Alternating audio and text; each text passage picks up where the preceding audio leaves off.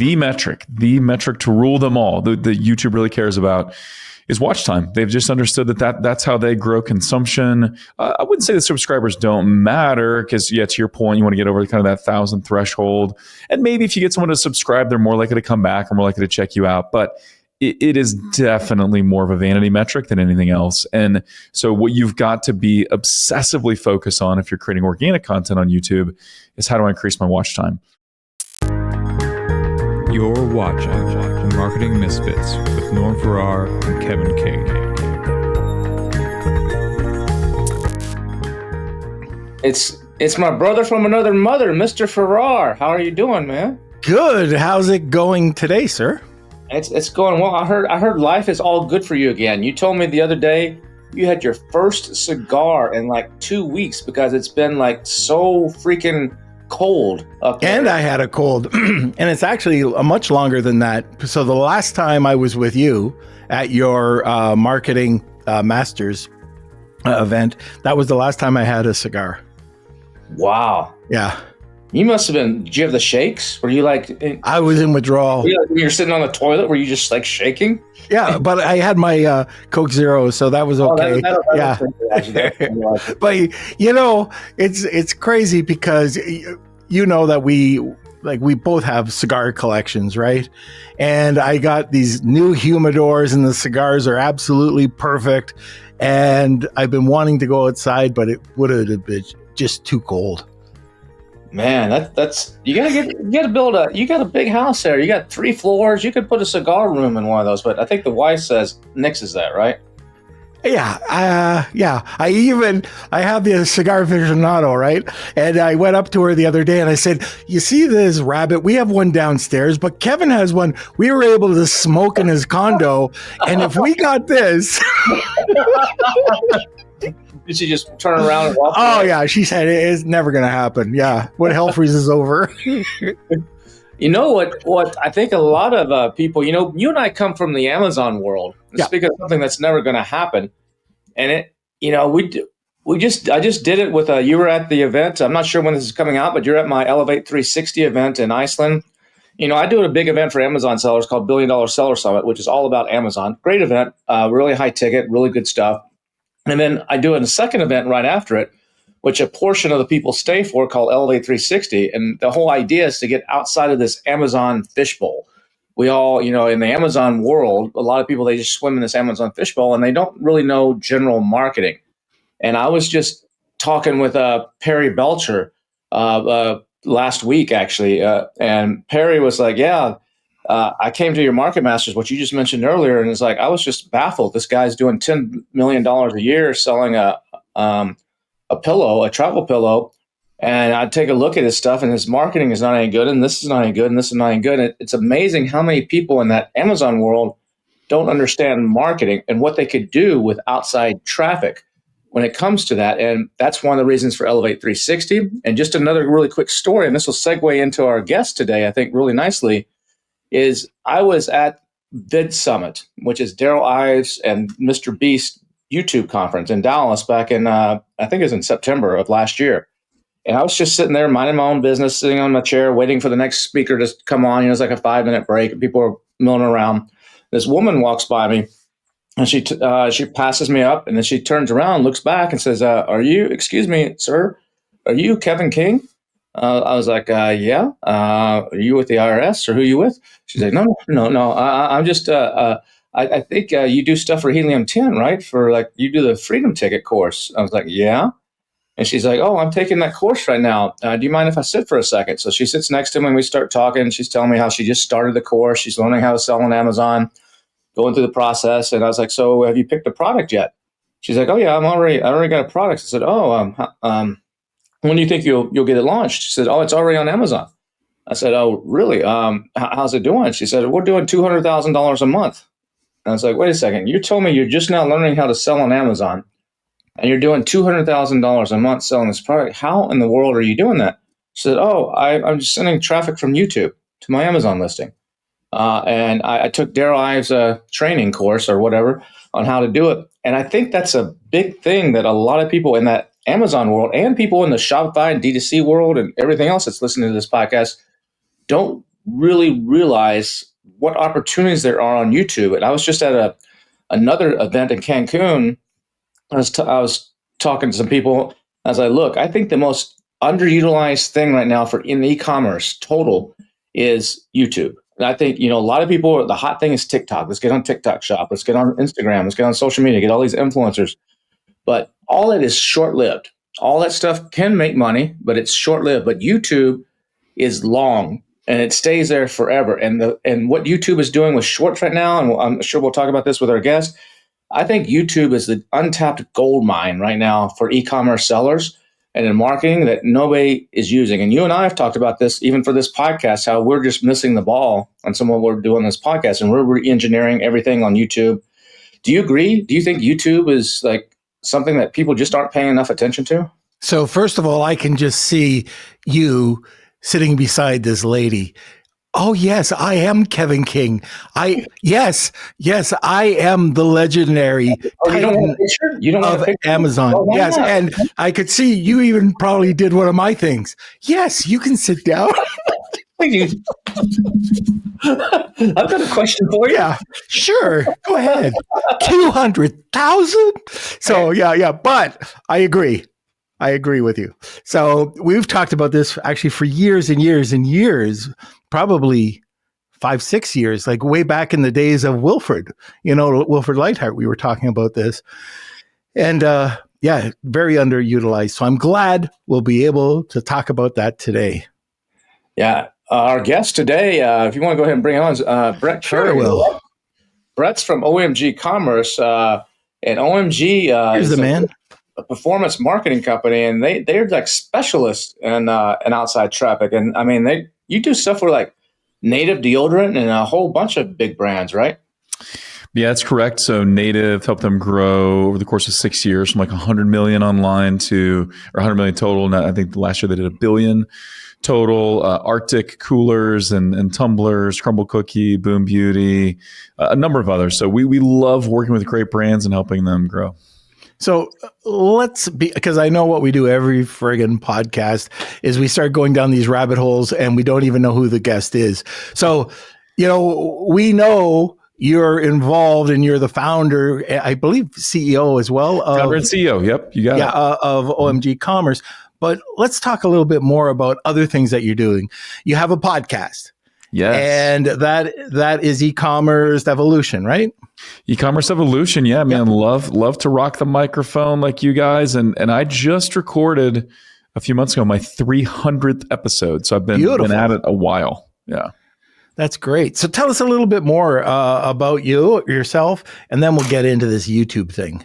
Yeah, absolutely. So I am a marketing junkie. Started my first ad agency right out of college. So I've always been fascinated by human behavior, consumer behavior, what ads work, what ads don't. So I've dabbled in TV, radio, direct mail, SEO is really how I got my start in online marketing. And then once YouTube ads, and my favorite was always TV and SEO, like in the early days. And then when YouTube ads came out, I was like, wait a minute, this is like TV plus SEO plus search ads, like all my worlds coming together. So I've always loved marketing. Love sports, so I'm a basketball coach. But the way people will probably remember me is I'm the crazy dude with 8 kids. So 8 kids from age 22 down to 8. Oldest and youngest are boys, 6 girls in between. So I'm 2 weddings in, about to be 3 in August. And so it's wild times, man. I'm a fan of scaling businesses, and apparently I'm a fan of scaling families. Yeah, it sounds like that. Yeah. 3 more, and you can have a football team. I mean, I think we are officially done. On the football team. I have a interesting YouTube story, which is it combines AdSense with YouTube. So my son, Quentin, Kevin, Quentin, he decided that he was going to get in and start doing these really unique videos when he was in high school. And they took off. They caught on like fire. And he was making some pretty good bucks.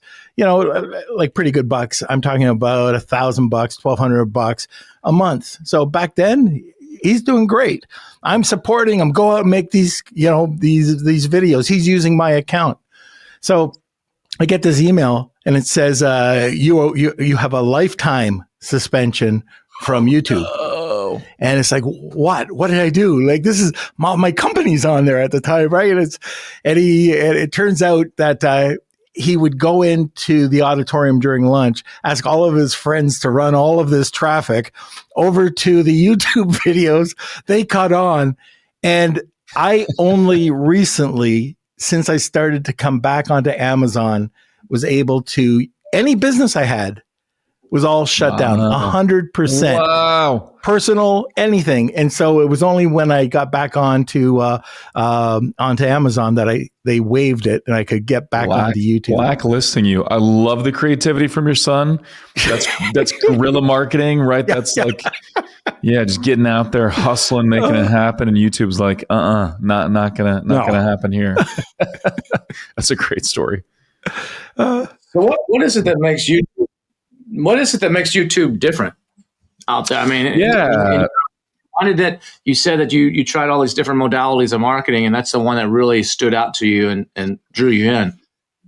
Yeah, there's a few things about YouTube that you need to understand, and there's some similarities it has to other channels, and then there's some things that are different. So there's really nothing like YouTube. I will say, though, part of my ethos has always been like, whatever marketing works, whatever marketing gets customers to come in the door if you're brick and mortar, or to click on your listing, or maybe not to click, but to come back to your listing on Amazon or on your own D2C site and purchase. That's the marketing I like, right? I like the marketing that puts dollars in your pocket. And so I've always been fascinated by that. A few things that make YouTube different. One is just the way consumers interact with YouTube. So generally speaking, people go to YouTube for a specific purpose, to be entertained, to learn something. There's a lot of how-to information on YouTube. So they're going there for a specific purpose. And I love that you guys are leaning into YouTube for your podcast. YouTube is now the number one platform for podcasts. It's also, believe it or not, the number one streaming platform. So more people stream YouTube on their connected TVs than stream Netflix or Hulu or Disney Plus or any of those. And it's by a long shot. It's like 50% more people stream YouTube than Netflix. And then YouTube is bigger than like all the others, almost all the other major ones combined. And something like 35% of all YouTube content is consumed on a 65-inch or bigger TV. Yeah, I don't know exactly about the 65-inch or bigger, but I saw a study recently that showed that it's over 50% of all YouTube consumption is on a TV screen now. So that wouldn't surprise me at all, because I think most people have, pretty big TVs are getting bigger and bigger. So you need to think about TV screen when you're building your content, whether that's organic content or YouTube ads. And so normally you got to start wearing your makeup. Like really see I always do. Coming in 4K or 8K. Yeah. I'm looking at on a little mobile phone anymore. Like Brett, he just laid it down for you. Yeah, exactly. And so something to think about then. So they're going there for a purpose. They're also maybe watching on a TV screen. So not as many people click through a YouTube ad. It's just not a platform where people see an ad and immediately click. If you compare YouTube to Meta even, Meta has more than double the click-through rate of YouTube on average. And so one of the comparisons I use is that YouTube is more like TV. And now people are watching it on TV, right? So it's like, you can't expect someone to click a TV ad. We've never really done that, right? And so this is more of a view-based platform than it is a click-based platform. So that's really important to keep in mind.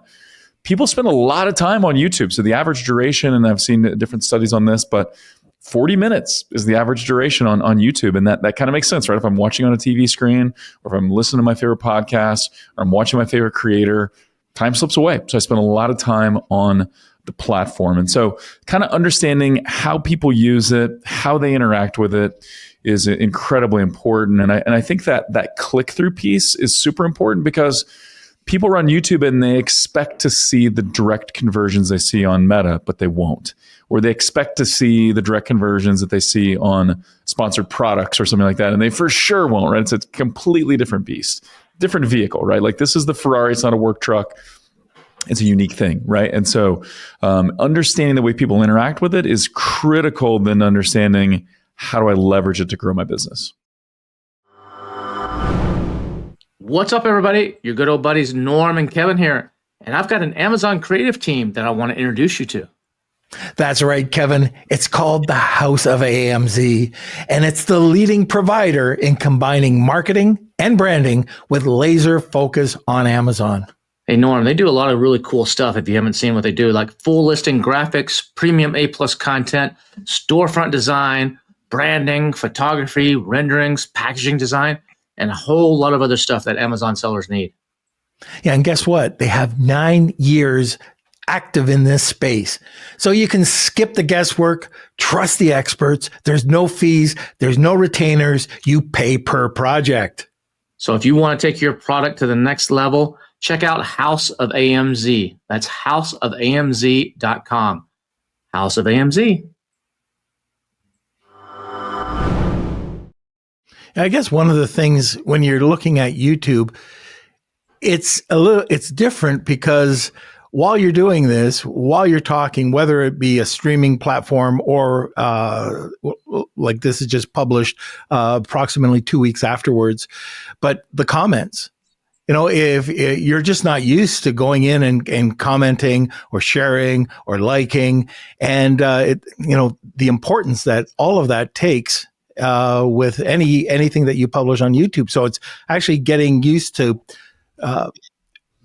playing around with that type of environment. Yeah, so you've got a couple different things at play here. If you're trying to lean into YouTube organic, so you want your content to either rank in search or to be shared through the YouTube algorithm, you definitely want engagement in that piece of content. It's really more watch time than anything else. That's really what YouTube cares about. It's more about watch time than it is even comments or shares or anything like that. I know with Meta, they really pay attention to comments and likes and shares and things like that. With YouTube, they're interested in watch time. But what's kind of interesting is if you take YouTube and you lean into just an ad play where you've got, videos you upload to YouTube for ads, comments and stuff really don't matter. You can even hide them if you want to. Like if you don't want the riffraff making negative comments on your videos, you don't have to display that. You can just run it as an ad. So you've got some options there. We did something the other day that we weren't running ads for my podcast, Lunch with Norm. And we just started doing $1. It was $100. And all of a sudden, the amount of subscribers that had come in on that one very inexpensive ad was crazy. So, it's something that we've missed out on. Everything was organic. So now we've switched over. Kev, we're going to be talking about this, but just taking, even focusing on the podcasts that have the most engagement and then just throwing some money against it. And wow, the watch time went up by double or triple. And we got, I think, 200 or 300% more subscribers over that 2-week period of time. It's great. And you said $100 total? $100. It's crazy. Yeah. So were those kind of view-based campaigns? So you were taking like your full podcast and running that as an ad for views? Yeah. So we took the full podcast, but we were only starting to experiment because we also have the 5-minute videos that usually, the shorts, they'll get a lot more views than the long form podcast. So what we're doing right now, like as of today, we're just playing around with the short form and seeing what happens with those. And the only ones that we're worried, like if we get nothing on 3, 4, or 5 of them, that 6th one that gets the engagement, that's the only thing we're throwing money against. Really smart. So yeah, seeing what organic pieces of content get a little bit of traction, putting money behind that for views. It's just going to expand your audience. And one thing for people to keep in mind, and Kevin, I love the way you teed this up in the intro.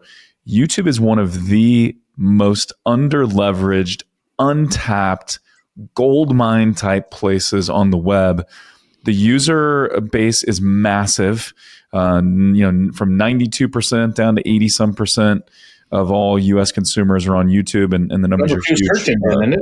Number 2 search engine in the world. Number 2 search engine as well. Yeah, so people are there just to consume content, but more people conduct searches on YouTube than any other platform not named Google. And so there's just so much interaction on the platform, but there's so many fewer advertisers that lean into YouTube than even Meta. There's just a ton of opportunity there. But like Norm was saying on this experiment he's doing, correct me if I'm wrong, but subscribers really don't matter on YouTube. I mean, from what it matters to get to that 1,000 so that you can monetize, and there's some baselines, and it's it's kind of like open rates in email. It's a vanity number, because I see people they're like all focused on subscribers, and to me, I don't think the subscribers matter that much as much as the engagement matters, because YouTube doesn't care how many subscribers you have. They care, like you said, how much not engagement by commenting like on YouTube, but how much watch time. And then they show them more and more and more of that. So your goal should not really, in my opinion, and from what I've been reading and learning, is that you shouldn't really be focusing on subscribers until you hit that 1,000 so you can monetize. But after that, focus on engagement first, and that's what's going to grow you, not the subscriber count. Because I see channels, great videos, and it might have, one of the beauties of YouTube is I think Gary Vaynerchuk talks about this too, is you're on a level playing ground. In some places, on Amazon, there's review moats. If you got 13,000 reviews, you have a moat around you, and someone else is going to be hard to compete. On YouTube, if you've got good engagement and you only got 1,100 subscribers, you can compete with someone that's got 10 million subscribers. Am I wrong on this, or is that the? You are 100% correct in that the metric to rule them all that YouTube really cares about is watch time. They've just understood that's how they grow consumption and time on platform, and that's what shows that a user is really interested in content. It's watch time. And so I wouldn't say the subscribers don't matter, because to your point, you want to get over kind of that 1,000 threshold, and maybe if you get someone to subscribe, they're more likely to come back or more likely to check you out. But it is definitely more of a vanity metric than anything else. And so what you've got to be obsessively focused on if you're creating organic content on YouTube is, how do I increase my watch time? So how do I percentage, watch time, or percentage, or minutes? Like there's an argument. It's like this podcast, we'll probably go for an hour here. And some people, one of the other podcasts I do for another company, and they're like, Kevin, cut this. Nobody listens to an hour. You need to cut this. You're talking too much. It's too much editing. It's too much. You need to make it 40 minutes. So is that watch time metric a percentage of how much of the hour they watch? Or if I cut it to 40 minutes and they watch the whole 40 versus they watch 40 of my 60, which of those is better? It's a really great question. And I will preface this by saying I spend most of my time on the YouTube ads side of things. So paid traffic. So the sponsored ads are doing like what you did, Norm, to try to drive viewers through ads. That's where I spend most of my time. But my understanding is on the organic side, it is more about the watch time. But if it's a short video, then someone watching the whole thing is great, right? But it's not just purely a percentage play. So if someone is watching several minutes of a long video, YouTube thinks that's great, right? YouTube views that as great. I don't know exactly the cutoffs of percentages or times, but Google's not penalizing you, I don't believe, if you post an hour-long video and the average watch time is 30 minutes or something like that. That's still really great. One of the things that we've learned with the Lunch with Norm podcast is that we hired a consultant. We said, what's going on? What's happening with the algorithm? The watch time, which I can say is constantly improving. If there is a dip, we try to figure that out. But the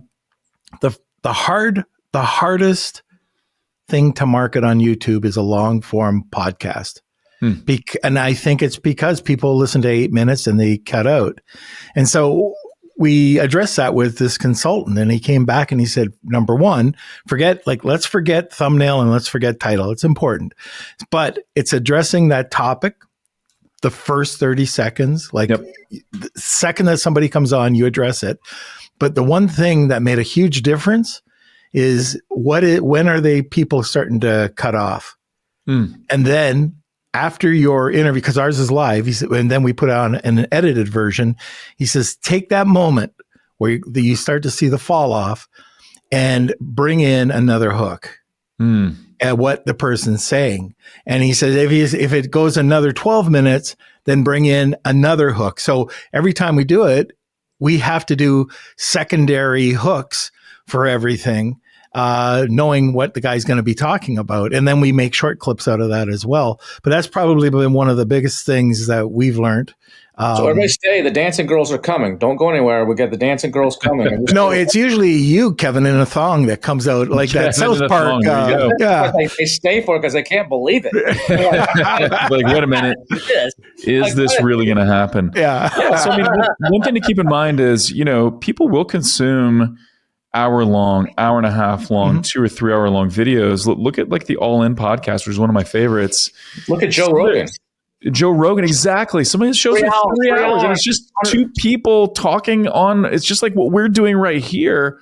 But the what they've really nailed is they just keep people's attention. Like, it's just good radio. It's good. Like you are on the edge of your seat the whole time. It's interesting. They're good transitions, all that stuff. So yeah, I would agree with that. Thumbnails important and image and some of those things, but really getting someone hooked and then not losing them throughout the process is really the key. And the other thing too, and I think this even was bigger than keeping them, I guess is conflicting with what you said with watch time, but it's getting to watch a second video. So that's one of the things that, we're trying to, hey, if you like this podcast, make sure you check out one of these podcasts and or shorts. And as long as we can do that, and we're just in the middle of this battle. So working with this guy. So I'm trying it. I'm not sure how that's going to work, but he was saying that if you can get somebody to stay on and watch a second or third video, that's better for you. Super interesting. I heard that too. Marley Jacks, I think, remember I talked to her at Funnel Hacking Live, Norm, and that's one of the things she was saying is to get them to recommend other videos within your channel. The more you can get them to recommend other videos in your channel, the more your channel will grow, and the more the algorithm will start showing you to more and more people like that. There's something to that for sure. So you're saying that I might have a good idea, Kev? It's number 3 for the year, so you're better than last giving year. You credit, but not too much. Last year, we took November to get to 3, so you're doing really good. So, that's Brett, awesome. Speaking of ads, didn't YouTube change the way it used to be? I forget the exact number. It was the first 25 seconds you could watch. You could run an ad, and if they clicked off of it, you didn't pay for it, as long as or something like that. And then they made a switch to it. And or something.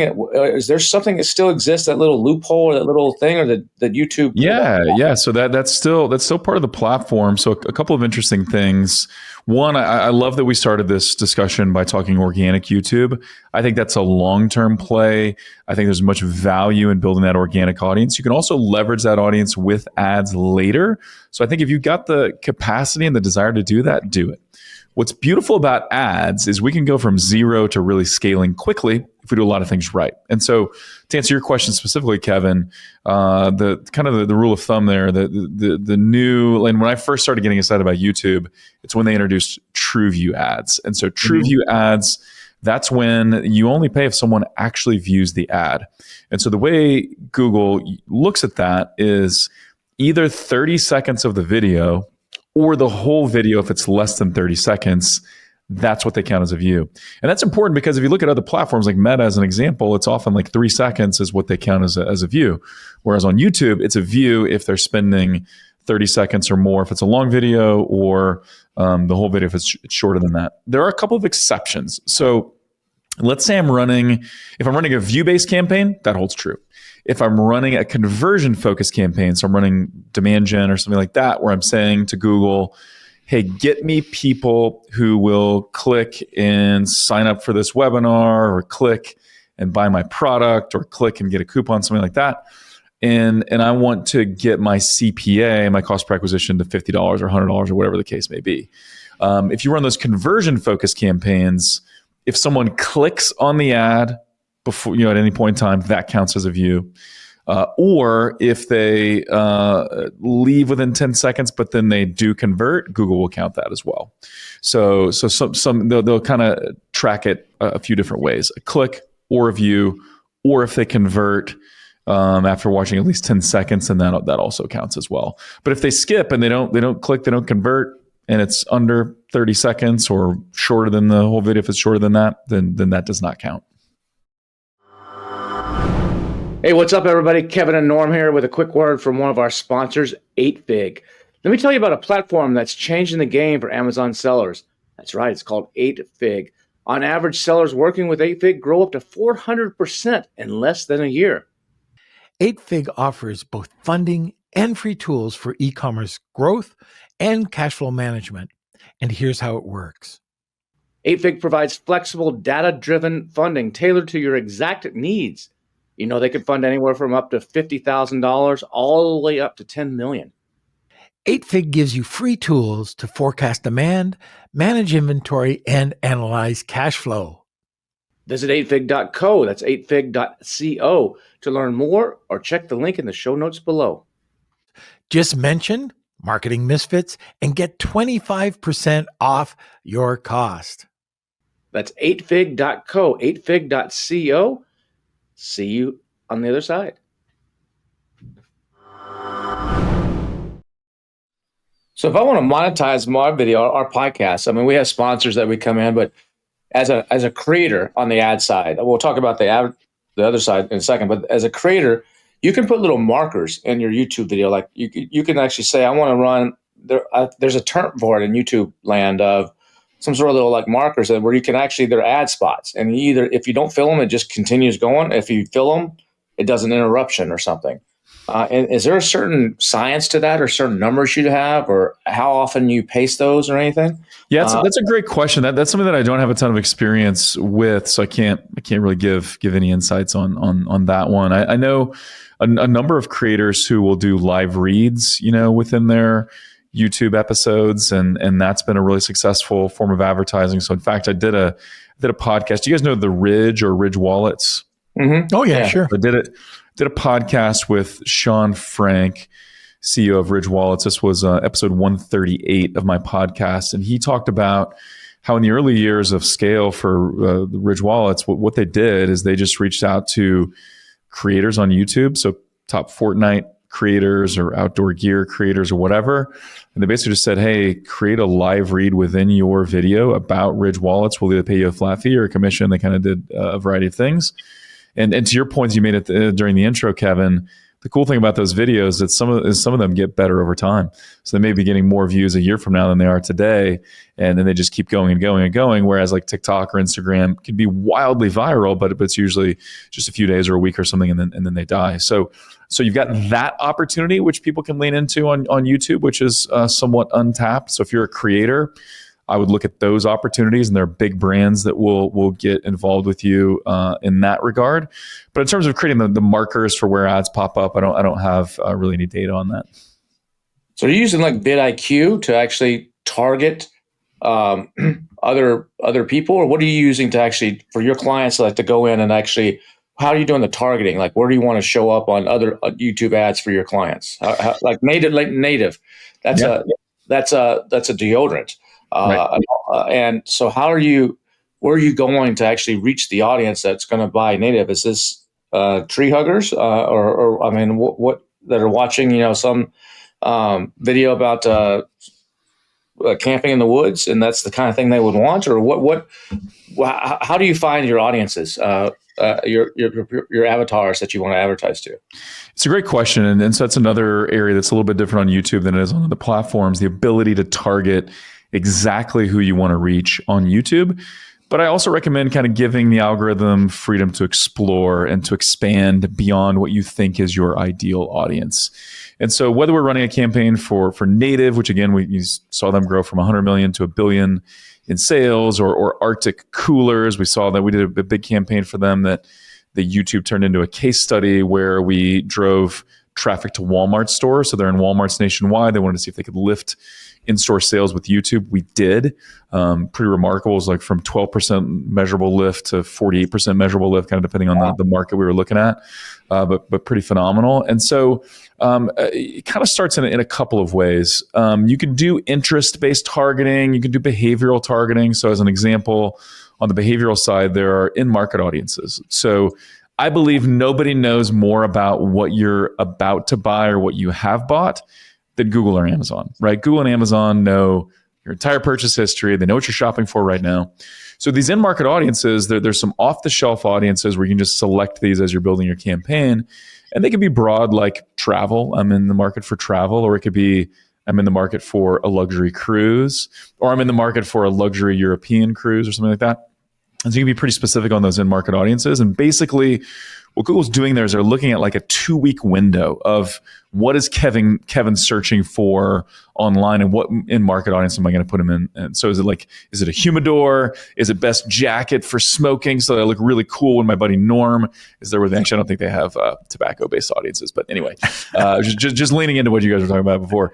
But you can lean into these, or you can select these in-market audiences based on someone's Google behavior, or based on their online behavior. What I love the most, though, the audiences that we lean into first are what are called custom segments. And this is where you can get creative and you can tell Google, hey, I want to build an audience of people who've searched for these keywords on Google or on YouTube. Build me an audience of those people, right? So on the native side of things, we'd build an audience that's, hey, people looking for aluminum-free deodorant or natural deodorant or vegan deodorant. There's some things that they don't necessarily qualify for, but that would still be the right category.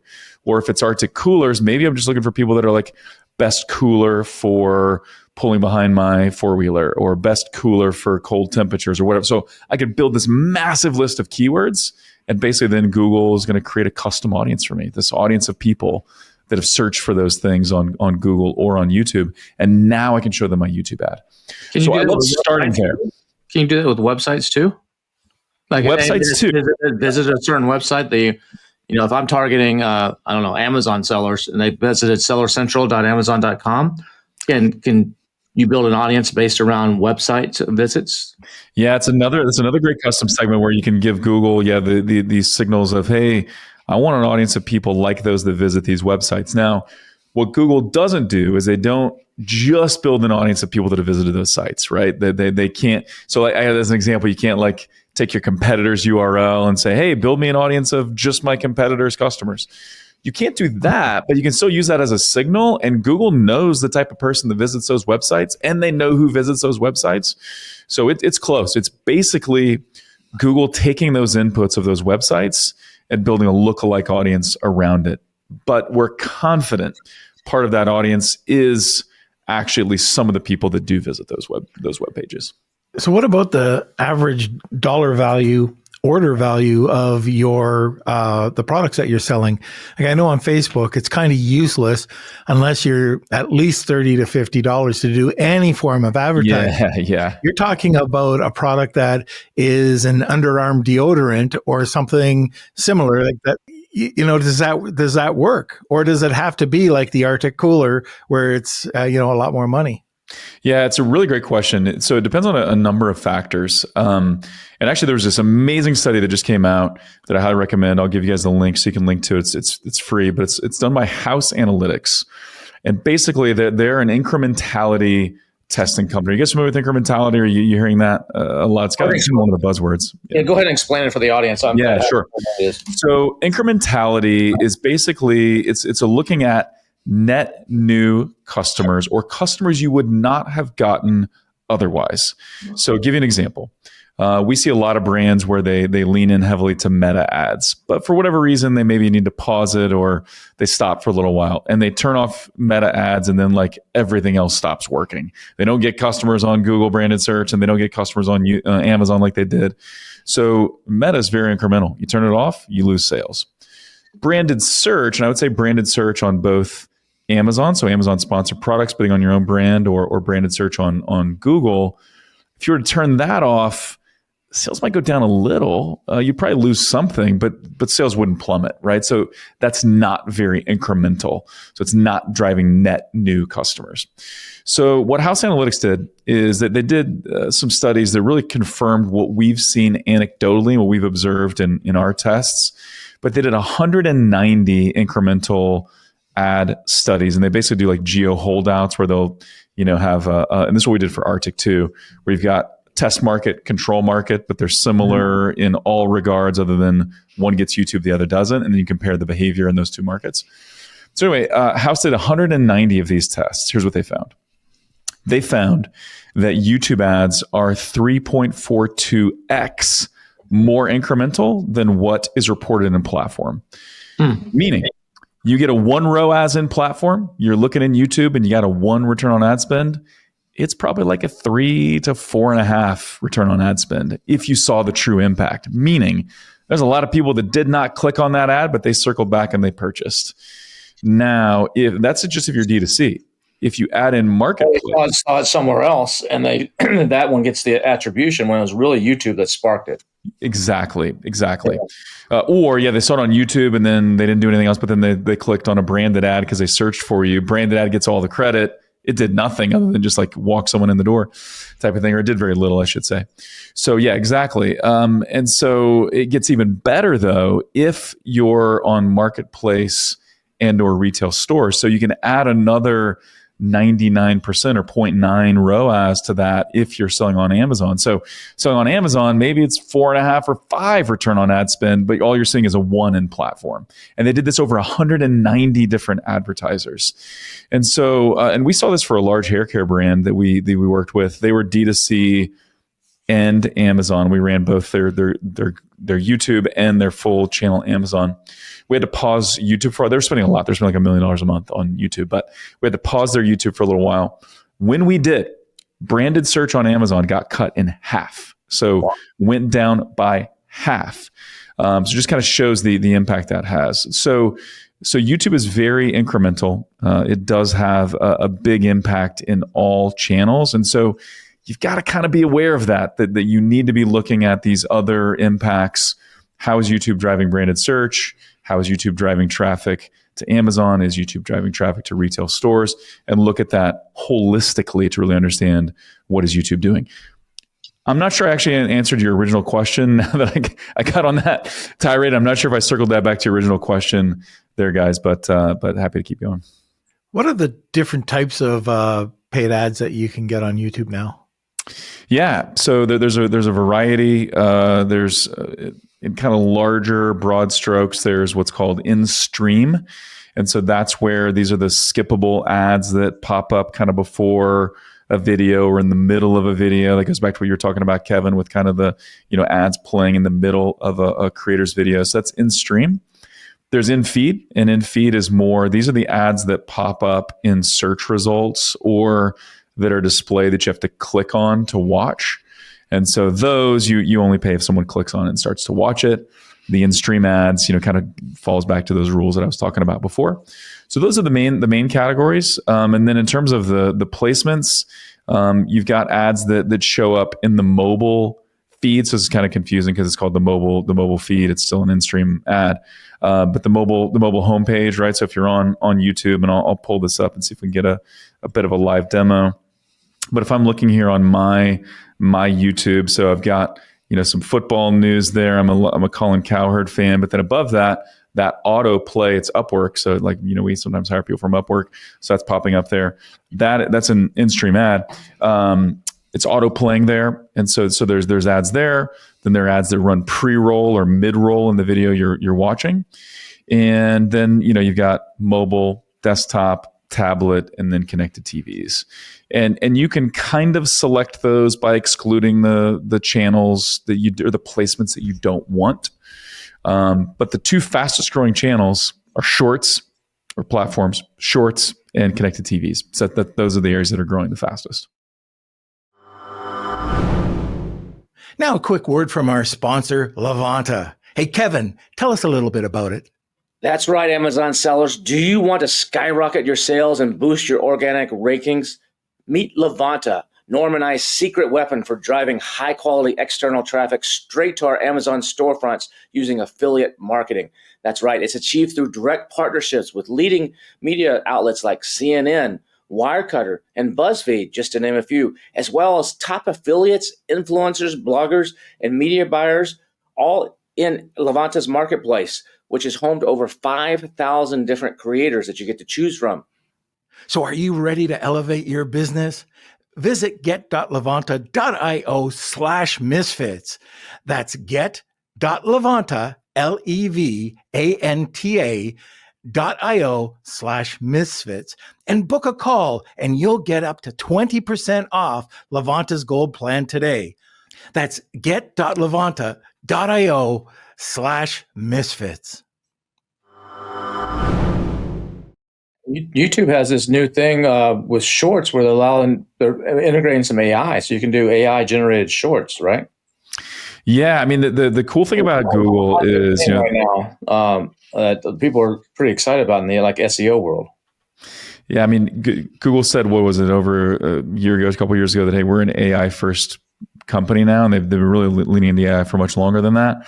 So I don't know that specific piece of AI tied to shorts, but I mean AI is influencing everything, and video consumption, video creation, video ads, all being really transformed by AI, no doubt.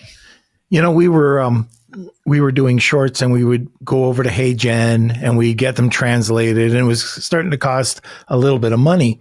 And then Google or YouTube rolled this out, and it's not for everybody, but it's the translations.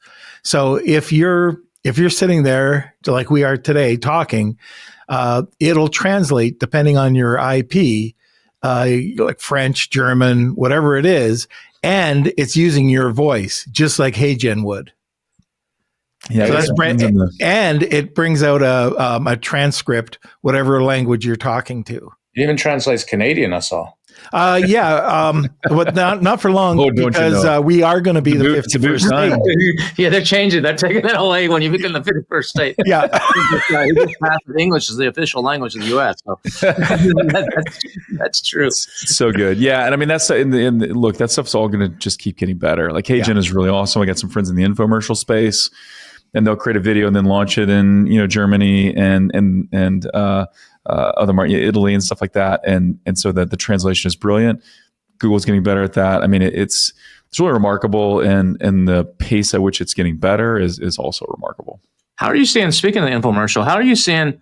I studied that world for a long time and came from a little bit of that world, and I think you said you did a little bit of that too. How are you seeing that? How's that migrated to YouTube? How's that migrated to video? Are people doing 30-second, 60-second, 2-minute, 30-minute direct response type of stuff on YouTube?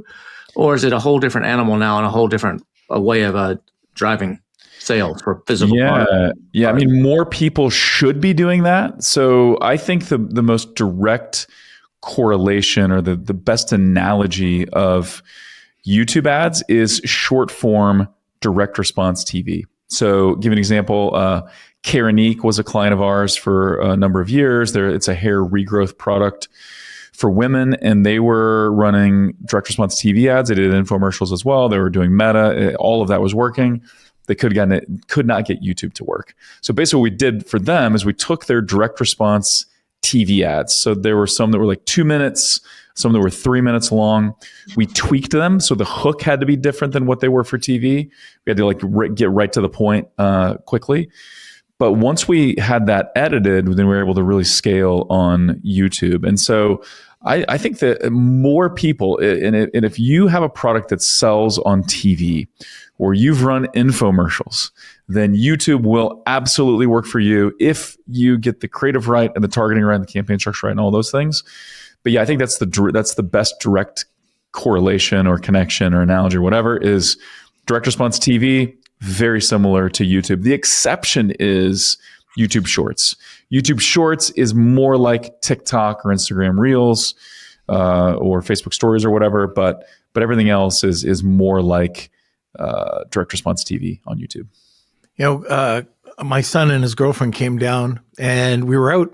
I was having a cigar, and they were showing me this short, and they said, "Take a look at this. How many views do you think it has?" And I looked at it, and it was like this massive audience, this guy talking, and he's talking about, you probably have seen this.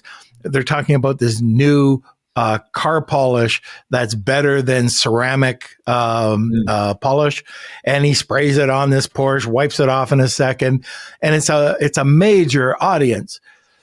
And so my son's girlfriend says, "How many views do you think this has?" I go, I don't know, $1 million. She goes, 50 million. Wow. And she goes, oh, that's just their first video. And she went through the videos that they did on YouTube. And I'm sitting here going, how much money are they making off of this? But it was just, it was all, by the way, Kevin, it was 100% AI. And I couldn't tell the difference. I'm looking at it going, there's got to be something. There's got to be something I can see here. But it looks like there's, this spokesman, really energetic, talking about this thing. I mean, I would have bought this stuff. I probably will. But it just, again, we don't know how far it's going to go. It's only going to improve. But the amount of views that you can get off of a short and then off of the regular videos if you want to produce it. Before you buy it, are you sure it works on Pintos? 1977 Pintos? Now, it works on Range Rovers, but I know what you think about Range Rovers. Wait, what is? I want to talk about this category because I know this category intimately. But what's your perspective on Range Rovers, Kevin? Are you not a fan? He thinks they suck. No, I don't think they suck. They look amazing, but I have heard they end up in the shop a decent amount. So I don't know what's true or what's not. I can tell you for sure what they do. Hey, man, I'm a Toyota Tundra fan. That's my rig and indestructible. So I love that. But interesting story. We worked with a big brand in that space. So not a ceramic coating, not a wax, just kind of in between. And we ran all their YouTube and Google, and we scaled them massively back in the day. And so it's one of those things where those products have high lifetime value. Conversion rates were pretty good. This was all like YouTube, direct response YouTube that we leaned into quite heavily. And here's my take on AI, like fully AI generated content. I got to say, I'm not a fan of if you take fully AI content. So the spokesperson, the voiceover, all that fully AI, I'm not really a fan. I think there needs to be something that's unique there. So what I do like AI for is if you got, let's say, some real customers giving a testimonial, but you want to edit that in a fun way. And then maybe you need like a voiceover to kind of stitch it all together. And then you need some cool product shots and some other things to bring in. Let's use AI to do that. Let's use AI to make all of that easier. We've created some 100% AI content, actually it wasn't 100% AI content. What we did is we took like actual product shots and then created some AI content for like sponsor brand video and stuff on Amazon. But I'm just not a fan of the fully AI influencer. That's me. I prefer getting real customers there, but use AI to lift the load of editing or lift the load of voiceover talent or something like that.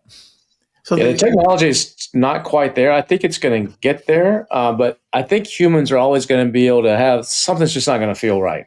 You got to see. Totally I'll try to get that video. It blew me away, and it was so energetic, and the energy was there. And I sit here with my wife and go, oh, that's crap. That's AI. Oh, that's AI. But I couldn't tell with this. But I want to get your opinion on something. My son and his girlfriend came back from LA. They went to this conference for creators and newsletters. And I was shocked. I was surprised when they told me that people now, they'll watch, but they're going to hold back. Just like giving up your email for a newsletter, people are doing that for subscribing and following on social media. Are you finding that people aren't going to just subscribe to a channel or follow you on social? Yeah, it's a great question, and it does not surprise me at all, right? That people are less likely to opt in to email lists, although email is still a huge part of what we do, a huge part of what our brands do. And kind of the similar approach of, I don't really want to subscribe either. So I think the good news, though, there is it totally ties back to what we were talking about before. It's not that important, right? You just got to create great content. And I think that's the lesson for anybody creating content, whether it's for YouTube or Meta or TikTok or whatever, is that it's a relentless focus on great content. I've got to keep cranking out great content that has a great hook, content that has a good product demo, content that's got good social proof, content that's got some kind of call to action or some kind of ask associated with it. content that keeps someone's attention. So it's got fast-paced, fast edits, things like that. It's really just a relentless focus on good content. And then the rest, kind of the algorithm will reward you for that, and your consumers will too. Are you looking to quickly boost new Amazon product launches or scale up existing listings to reach first page positioning? The influencer platform Stack Influence can help. That's right. Stack Influence pushes high volume external traffic, sales straight to Amazon listings using micro influencers that you only have to pay with your products. They've helped up-and-coming brands like Magic Spoon compete with Cheerios for top category positioning, while also helping Fortune 500 brands like Unilever launch their new products.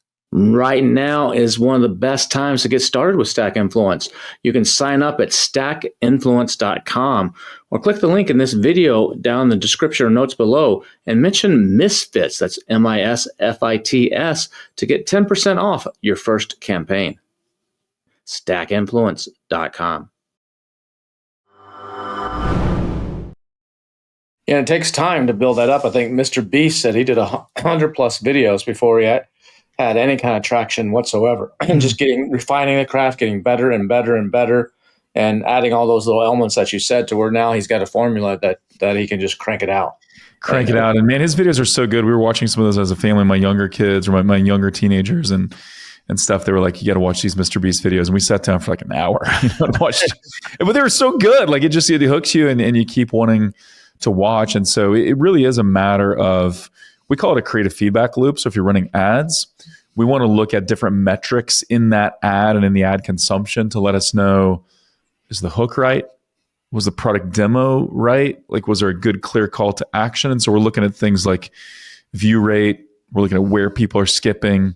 We're looking at click-through rate compared to other videos. So as an example, if a video's got a really good view rate, so people are engaged with it, they're watching it, then that shows us that hook was pretty good and probably we're targeting the right person. But then if the click-through rate is well below average for that brand, we're like, okay, we got to fix the call to action, right? Or maybe the product demo fell a little bit short, so someone doesn't want to click on the ad. So how do we fix that? So that's what we did for Arctic. We had the super successful campaign and now we run all their Google and YouTube. But so we're constantly doing is looking at, hey, let's look at all these videos for the same product. We can analyze what's got the best hook, what's got the best product demo, what's got the best offer, best call to action. And then you're just constantly iterating the next round of videos from that. What do you find works best in the ads? Based on what you said, it sounds like there's three, maybe there's a few more, but three core ways you can target. It's either keyword or intent-based targeting. Mm-hmm. It's avatar-based targeting, or it's targeting specific videos in particular. Like I want my ad to show up on these 27 competitors' videos or whatever it may be. Am I missing something in that? Or is there another major way? And if so, what is it? And which one of those do you find typically works the best for certain types of products? Does a certain type of product work better for one of those than the other? Or what do you find? Or you just got to experiment with them all? So you do need to experiment a little bit. One thing that I would not recommend, and I know some people that, I'm not a meta ads guy, but I know people that lean into meta that just say open targeting, right? Let the algorithm figure it out. It'll figure it out. Just leave it open. With YouTube, we find better results if we focus and target the algorithm.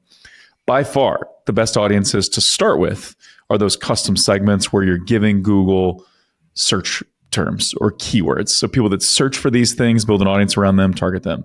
Best place to start. Not always the best place to scale. So if you hit a ceiling there and it doesn't fully scale, that's my number one. My number two would be giving Google URLs of sites to kind of build a lookalike audience.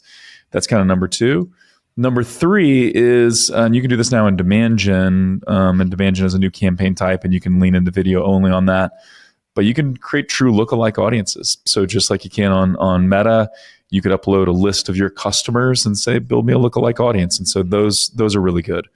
There's another option that's available in a variety of different YouTube ad formats, which is called optimized targeting. And so we've done here similar thing where we'll upload a list of customers. So this is my list of VIP customers for my product.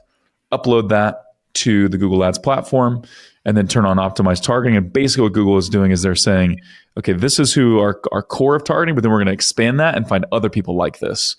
So we found some campaigns that really scaled that way as well. So those are the best.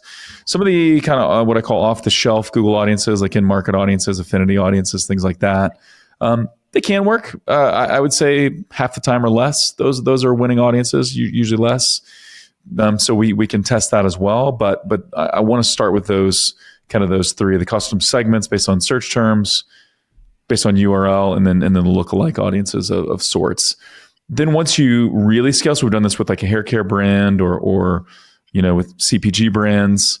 After a while, and after there's a ton of data in the account, then you can open it up and just be like, hey, people 25 to 54 or females 35 to 65 or whatever, because then the algorithm kind of knows who your shopper is. But in the beginning, I definitely want to focus and target.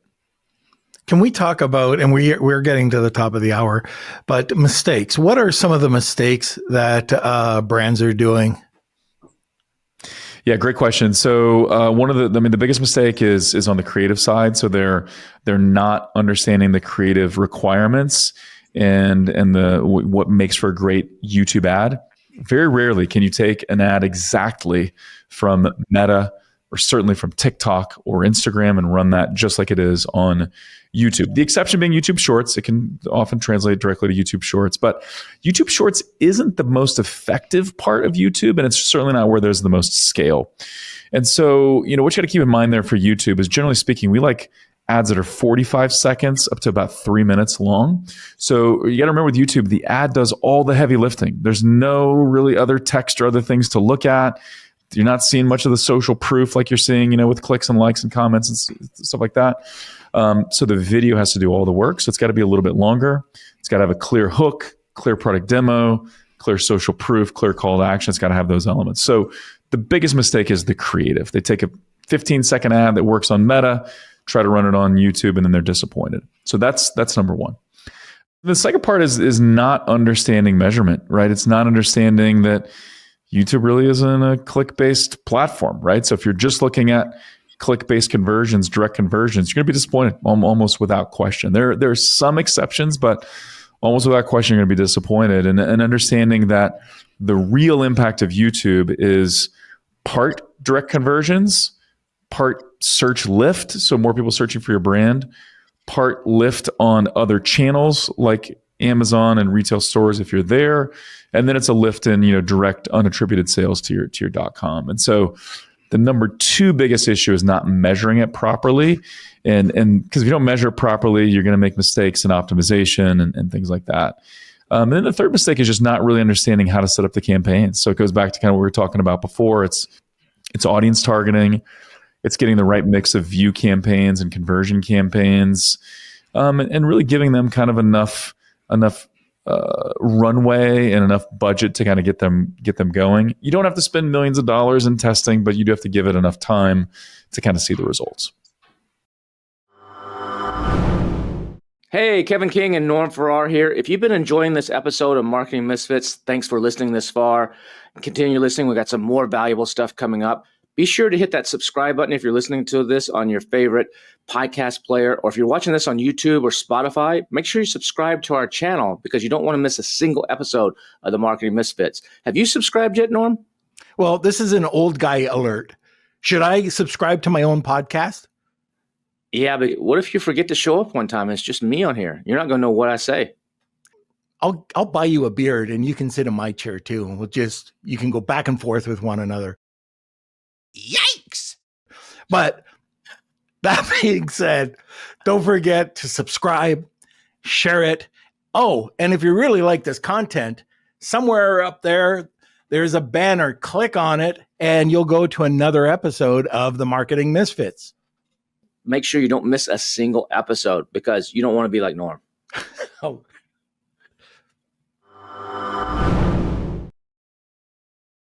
All right. So now, K squared. Any question? No, I think we could keep going for a while, but yeah, absolutely. I think this has been helpful. This has been great, Brett. Appreciate it. Awesome. Thanks, fellas. Always good to hang with you guys, and love talking marketing and talking YouTube. I could just keep going and going. So this is fun. Well, so people want to know more about what your company does and the performance marketing and all that stuff. Is it omgcommerce.com or what's the best way to follow you or reach out? Yeah, omgcommerce.com. I'm also on LinkedIn, so I post pretty regularly on LinkedIn. Brett Curry on LinkedIn. But yeah, we got a full service Amazon department. So if you need help with Amazon growth, we can certainly chat. We got retention marketing, email and SMS, and then of course, like we talked about today, Google and YouTube. And those are generally, whether you're an Amazon first brand or an omni-channel brand, a lot of people just aren't leveraging Google or YouTube the way that they should. And so, yeah, happy to chat. I've got some free resources on how to run YouTube ads and examples of winning YouTube ads. And I'm happy to give you guys a link to that you can share with your audience, and you can get that on the website as well. And then happy to do a free strategic session with you to talk how YouTube can work for your brand. Does that count for us? We just had an hour one, Norm. Okay. Hey, anytime the Misfits want to talk YouTube, I'm ready for a free strategy session for you guys. For fantastic. Sure. Awesome. Now, I have one last question for you. Sure. At the end of every podcast, we like to ask our misfit if they know a misfit. Yeah. So, one guy that I think you guys should definitely talk to is a guy named Jordan West. He runs a podcast called Scaling My E-commerce Brand. But he's big in the TikTok shops. And that's one of those things where, he even mentioned this, like TikTok and Amazon, man, they go together well. And so Jordan West would be the misfit that I would recommend to you guys. All right. Fantastic. Awesome. Okay. I think that wraps it up. What would you say, Kev? That's been good. Always like talking, alternative channels, and YouTube, like you said, I think is the untapped goldmine right now that a lot of people are sleeping on. Stop sleeping on YouTube. Yep, I agree. Double down, and that's what we're doing here at the Misfits, and Norm and I are doing in our company. Is we had this discussion like a month ago. I was like, we need to forget all this other, not forget, but de-emphasize a lot of this other stuff and like really double down hard on YouTube. And that's what we're doing. That's, as Norm has said with the test, he's already started. Love it. Awesome. Well, thanks so much, fellas. Really enjoyed it. All right. We'll talk to you soon. Thank you. Thanks. There, I just did my job. Look at that. I know you hit the button. You didn't have to. I'm getting used to it. Which one is it? You got it. You're getting smarter as you age. Stream Deck. That's what it is. It's just that button. I have one of those Stream Decks right here. And I haven't even set it up yet. It's just sitting here. Hey, I know you too well. I can be cool like you, and I can like hit buttons and have alternate angles and everything. Yeah, I know you so well, Mr. King. Like I know you have a computer, a new Mac computer, still sitting in a box from, whatever, a humidor that's just sitting there. I mean, you've got so many things that you buy, and put it this way, you are the premium high-end hoarder. I could tell. You've got all these incredible $1,000 robots kicking around, and that robot has never once asked me for a drink. Do you know what though? That's cool though. I just got speaking of. So this, how sometimes a box will show up like this just happened with you. Actually, you know what? I'll tell this on the next podcast. This is a good opening story. We'll save that for. So that's our open loop. That's our hook. I've got a great story that you're going to really love, Norm. That I'll share on next week's podcast. So if you want to, if you like what we're talking about here on the Marketing Misfits, make sure you go back and check out the channel. We're almost a year old now. So we're coming up on about 50 some odd episodes. We don't have 300 or whatever Brett said he's got yet, but we'll get there. We'll get there one of these days. But go back and check out some of the other episodes. There's some awesome content in there. And, sometimes I need to go back and actually just like review them myself. So we're on them live, but sometimes I'm taking some notes. Like I took a note on a couple things that Brett said, but just to go back and like listen to them and or read the transcript is valuable. And pretty soon we're going to have something for all of you.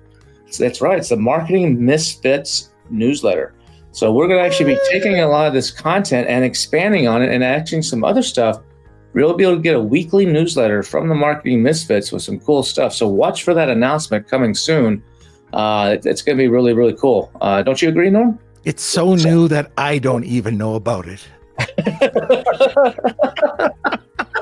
Your picture's just right there on the front of it. It's like, all right, okay. Using it to get people in. You're just the mannequin at the front. Right, of course. But I'm so glad to hear, and this is at the end of this podcast, but that you put my picture back up. That's good. Thank you. I scratched out your eyes. Yeah. Like in some of the Arab countries where they scratch out the eyes of the Christians.